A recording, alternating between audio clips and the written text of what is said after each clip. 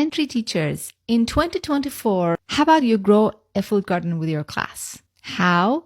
Go grab your spot on my free over 60-minute webinar for elementary teachers on the topic. It's called School Gardens with Ease 2024. Yesterday, we busted 2 myths about the summer maintenance of a school garden. I told you that you do not need to form a garden committee or a volunteer group from the very beginning when you start growing the garden with your students. That's one of the myths. And I also told you that a well-designed school garden is very low maintenance. The myth is that it's a lot of work, and that's really not the case. We talked about watering a little bit yesterday, and I want to talk about weeding. So we said that a well-designed school garden only requires watering during summertime. No weeding, no cleaning up, no harvesting, no nothing, no pest and disease, no nothing like that. Now, let's focus on weeding today. If your garden is designed well, it's made well, and your plant placement is done properly, you will have little to no weeds popping up in your garden during summertime. So your parents' community don't really need to do weeding.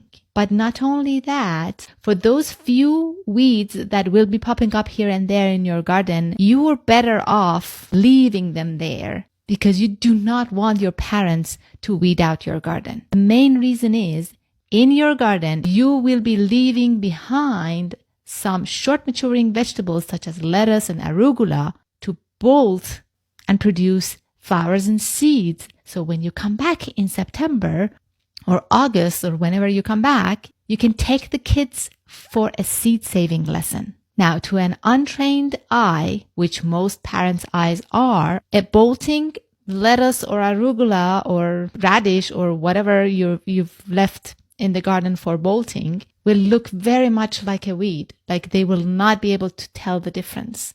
I don't know if you've seen a bolting lettuce. It does not look like a lettuce plant. It changes form drastically, which is another exciting lesson that you want to teach your kids when they come back in fall. So you do not want the parents to go and take those out thinking they're weeds. So you actually want to specifically tell them, do not weed this garden. Now, we're going to talk about the other chores you think this garden will have, but I want to bring your attention to a very important thing.